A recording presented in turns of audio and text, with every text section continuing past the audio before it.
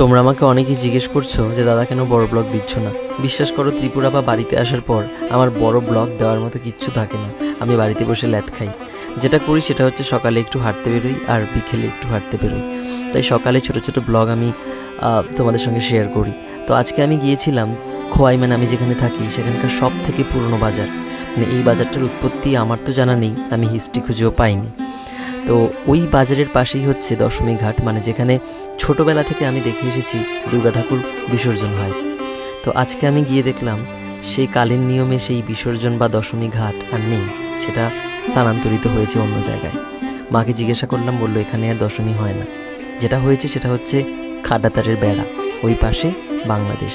ওই যে দেখতে পাচ্ছ এটা হচ্ছে ক্ষয় নদী। তো যাই হোক, ভারাক্রান্ত মন নিয়ে বাড়ি এলাম আর করলাম কয়েকটা ফটো সেশন। দেখে জানিও কেমন লাগলো।